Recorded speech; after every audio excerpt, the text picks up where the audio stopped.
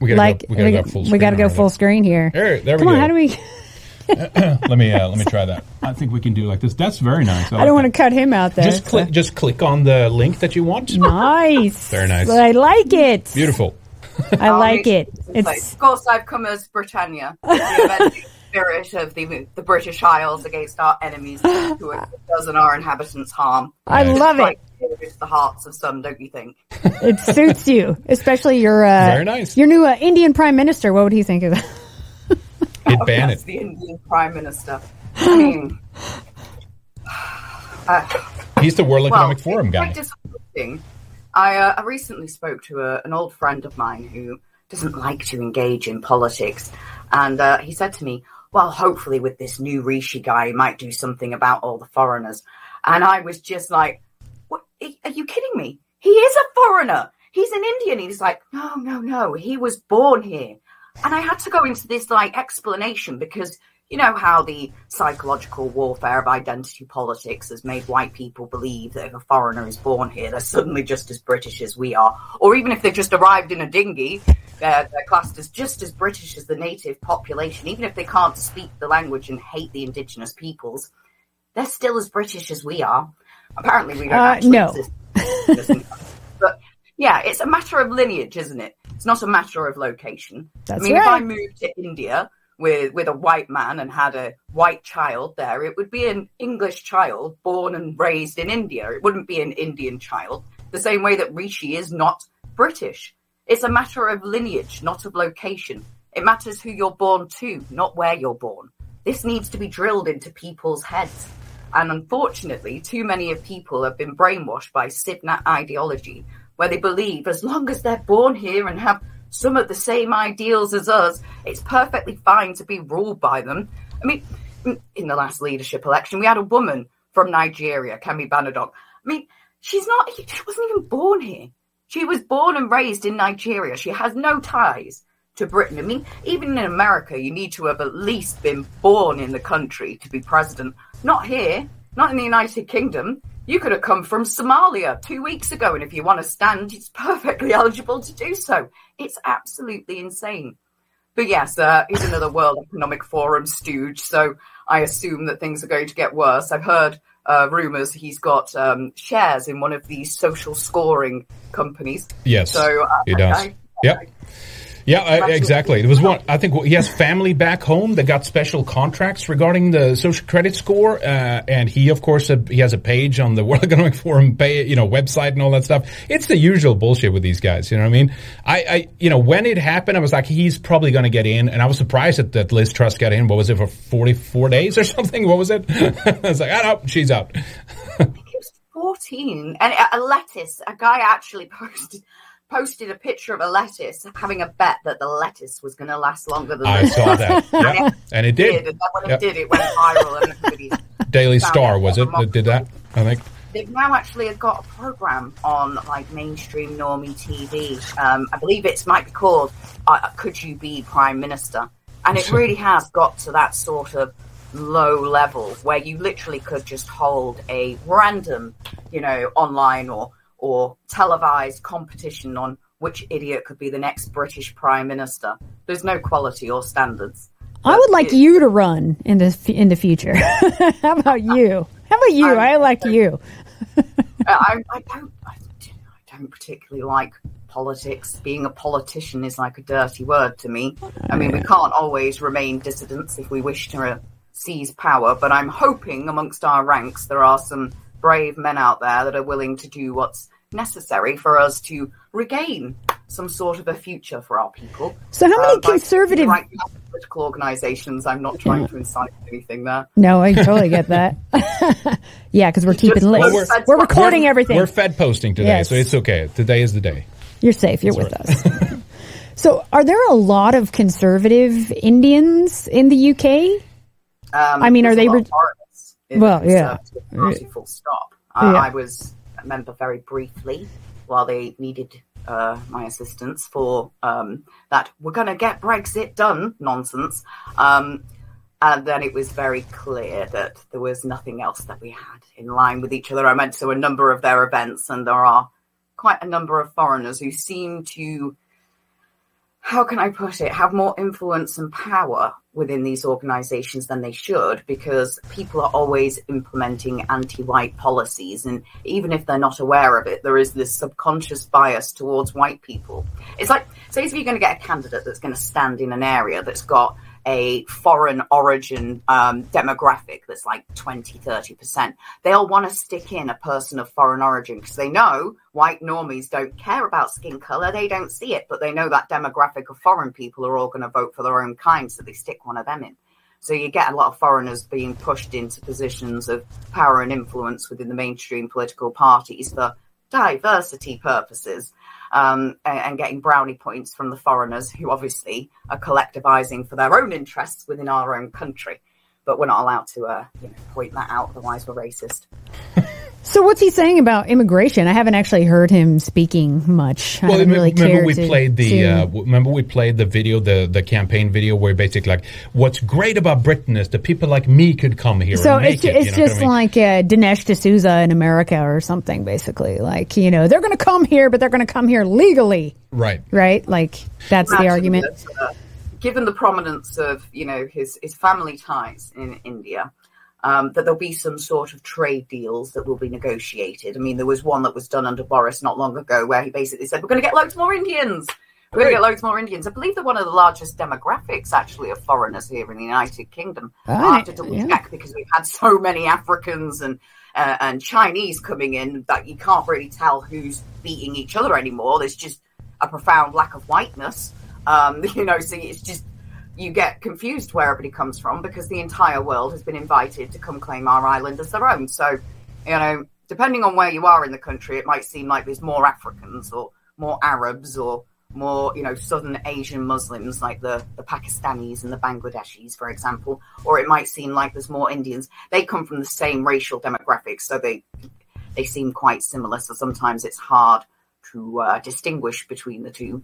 I mean, a lot of the time, Civnats will concentrate on just the ones that are, how can I put it, overtly hostile towards us. So, they'll concentrate on Muslims. They'll never talk about the Jew, of course. But when it comes to, like, the Hindus and the Muslims rioting in our streets, they're going to side with the Hindus. And I'm like, don't side with either foreigners. We shouldn't be having these foreign conflicts on our streets. Why are you picking sides?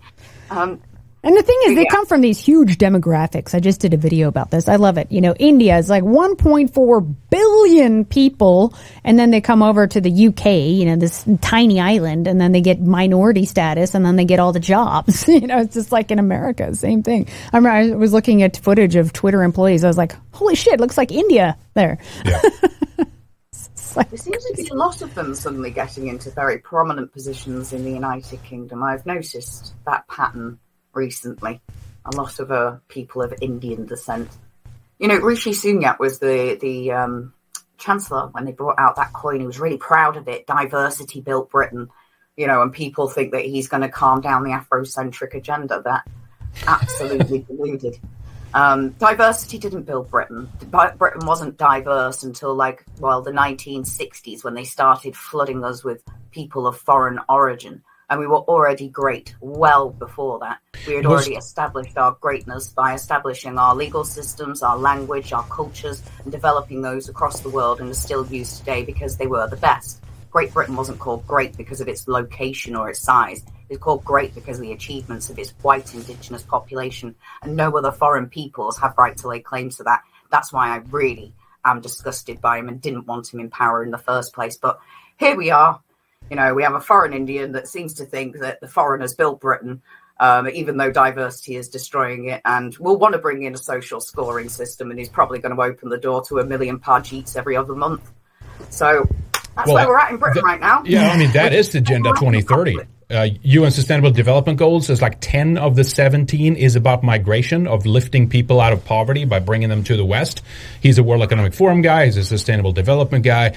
And take that together with King Charles now, Prince Charles being king now, the third, who released that Great Reset video even before the World Economic Forum did it. He did it together with them. He even changed the monarchy logo to the Sustainable Development Agenda 2030 logo with did you see that? The circle, right, with all the dots on it, but he had a crown on top of it. So I think between those two guys, they're going to push. the people of Britain thought that they'd be getting Brexit, the disconnection from globalist, entities and policies and stuff. Now it seems, hopefully I'm wrong, but with these two guys, it's going to like fast track into like Great Reset kind of territory, basically. I think Britain has shown that it's one of the most resistant to Marxist ideology. Unfortunately, obviously, in the modern era, we've fallen foul because they've been using methods that are so alien to European people, so underhand and sneaky. That's how they operate, don't they? The globalist Jew. They're using psychological methods and the new tools of technology to implement those methods. And it means that the majority of people aren't realizing what's going on and are celebrating Prince Charles and are celebrating Rishi. But I do think that one of the reasons why they're really going for Britain at this point in time is because we've shown that resistance. We have voted to leave the European Union. I mean, it was silly to have this oversight, obviously, of the UN, which is a much greater evil. I class it as the public face of the global Jew world order, because its aims basically are to flood our nations through the UN Migration Pact with hordes of foreign people endlessly to what aims of what complete destruction. I mean, we're a very small island with finite resources, and they never plan to stop it. I think you've seen that video. I don't know if you have, with a gentleman who's laughing when somebody said, when does it stop? And he says, for you, it never stops. Yep. History ends here for you. And that's exactly what they're doing. They have expanded what the legal definition of a refugee is to now include Albanian coke dealers, for example. But mostly, now it's people fleeing poverty, which is the vast majority of the world, So we're supposed to say, right, okay, we can open up our doors to all these billions of people who can come and use our resources and somehow we're going to be okay. And they're like, no, there'll be no white people, but that's a good thing. Yep. But don't you protest against that, otherwise you're an extremist. And it's like, the good thing is that when I say, how are other white people not noticing this? They are starting to notice it an awful lot, and they're starting to wake up. The only thing is they're not sure what to do about it, and they're quite worried.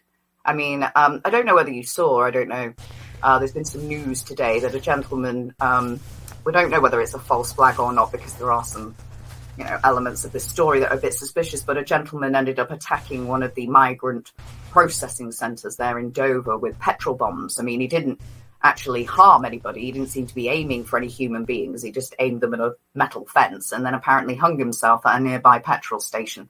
But we're unsure if this is all, maybe a false flag, but I could understand if those frustrations have come about because people are not being listened to. White men aren't given any form of a voice. They're having their futures taken from them, their families' futures taken from them. Our safety has been completely undermined. And if you want to express these concerns at all, then you're deemed a racist and you're excluded from all online communication platforms and probably going to be unemployable in certain fields because you can't have any sort of questioning of what's being done to our people. So it's possible that somebody has got to that last straw, or maybe it is a matter of, a false flag to try and cause copycat acts or to get people to comment in a certain way online that would then leave them legally liable to be prosecuted for hate speech or incitement of some sort. But I do think that the average white person is very frustrated here in Great Britain.